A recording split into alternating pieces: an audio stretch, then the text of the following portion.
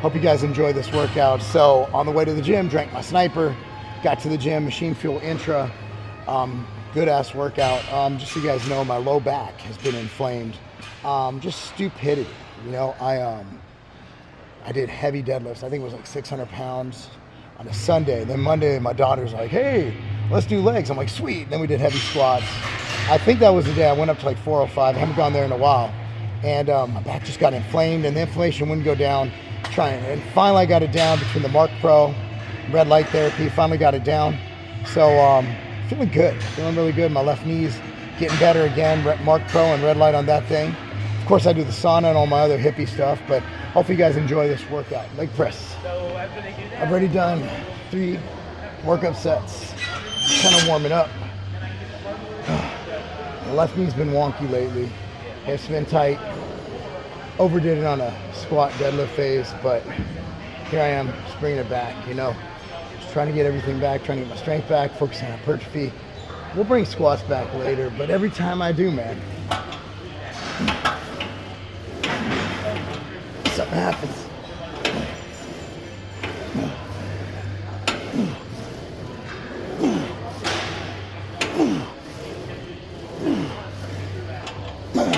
See how heavy we go on this today. Not sure feel good though. Not bad for 5 a.m. All right. Again, the goal is range of motion. I know there's this whole ROM thing, and I'm a big ROM guy, but the question is, do you lift your lower back off the pad? I'm here nor there with it, you know. I don't have the mobility. Most people don't. Like some of the Renaissance guys, like they look like they're contorting themselves. And that's great and all, but safe range of motion is where one's body can take them through it. Like someone who can do the splits, safe range of motion for them is the splits. Someone who can't do the splits, they do the splits, they're tearing this shit up. So it's a matter of that range of motion for that given person. And I'm not saying do quarter squats. What I'm saying is, if you don't have that range of motion, you should work up to that range of motion, obviously. But some people have limitations, injuries. So, I mean, we can sit here and we can shit on everybody's form and training methodologies.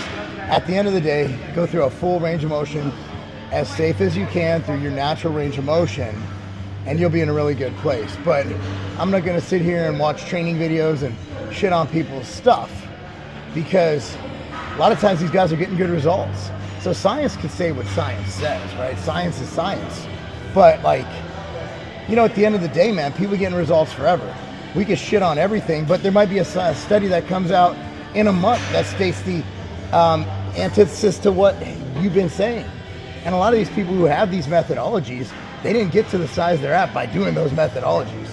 From Dorian to everybody espousing what they're espousing now.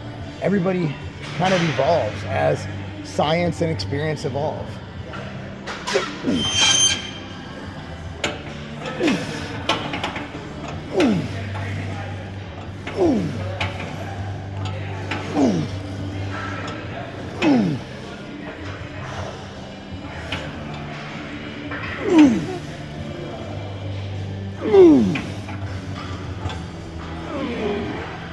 See, right there at the end, my butt was starting to come off the pad and my lower back was straining a little bit. So if it would have come off, again, that's a lot of pressure on that lower back. And I'm okay with that, but there's a time and place. So if you're counting warm-ups, this is my 6th set. 6 plates. Well,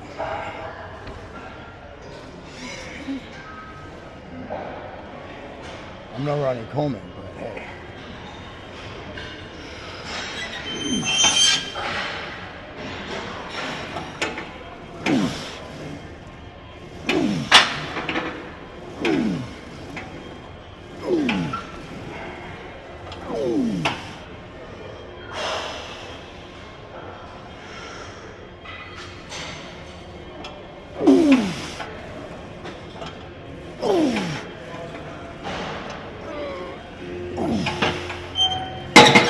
I would have really tried. Could probably got 1 or 2 more reps.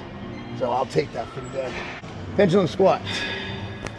So this bad boy, 25 pounds feels like 2,500 pounds. I haven't done this since I tweaked my knee. See how this goes. The key to this, start with just the machine and come all the way down.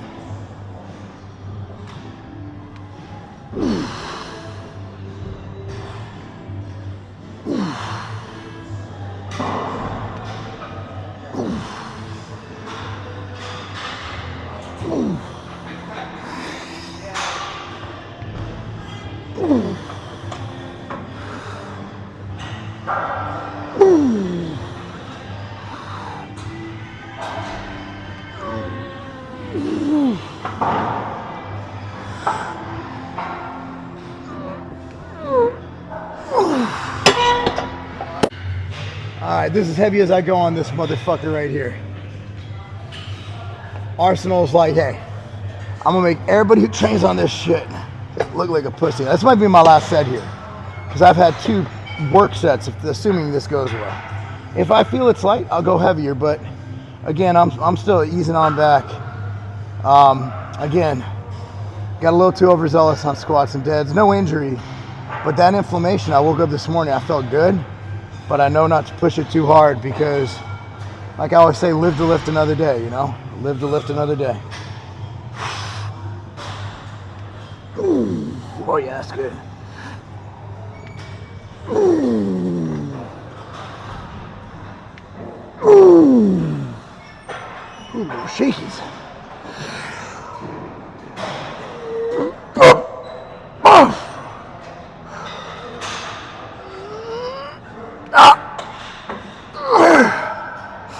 Feels like 800 fucking pounds.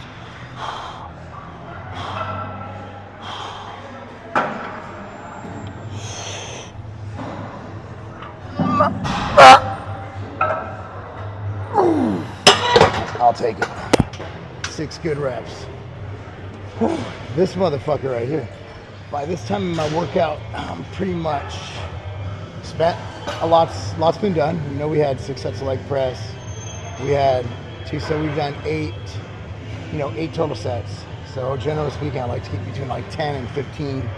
So, and I'm cutting down my volume this week, just kind of resetting. But hack squat, again, man, people miss the boat on this one. They either go too heavy, not low enough, or both. So I like to come in. Hopefully this platform's the right height.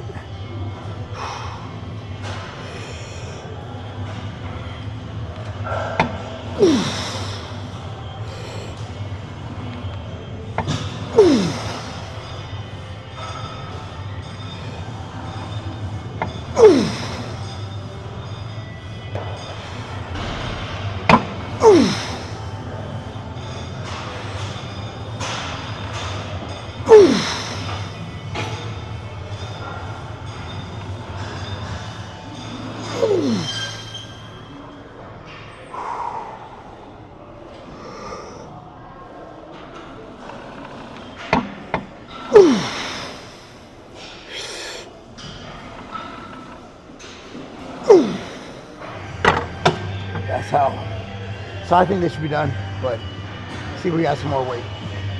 Not gonna lie, a little bit skittish about this weight, especially with my knee and everything that's been kind of acting up. So I've been using red light therapy on it.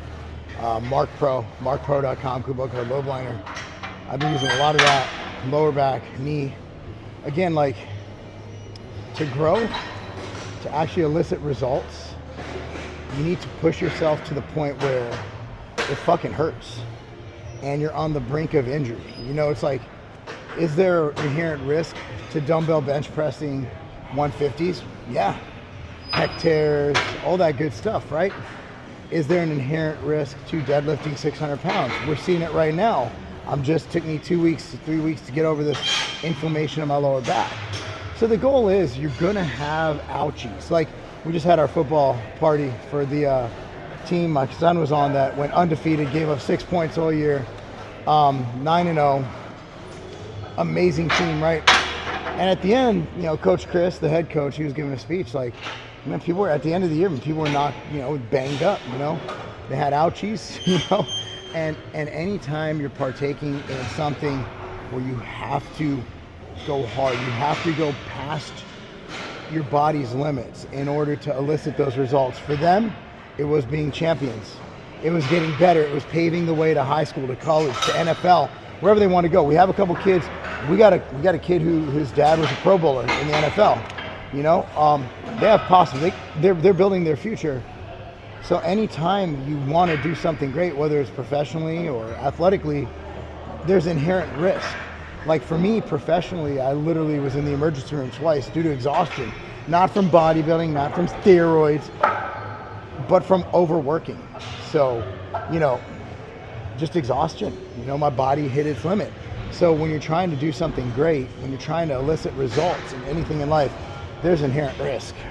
Speaking of risk, I know this seems like bitch weight, but realize, man, getting over that low back, just in my knee, my left, I don't know what the fuck happened to my left knee, but let's see if we get a good 4 to 8 of these.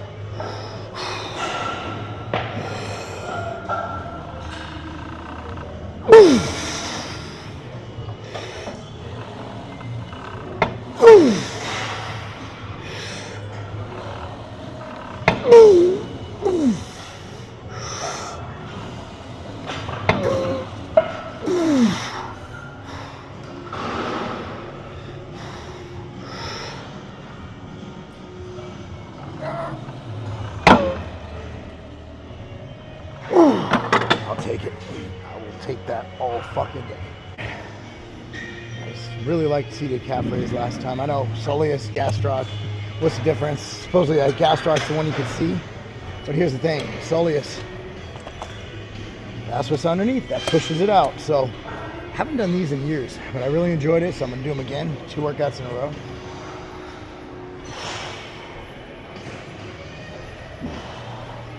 Calves have always been a weak point for me. And I think if you look at my stage shots, they're still not good, but they're not as bad as they used to be.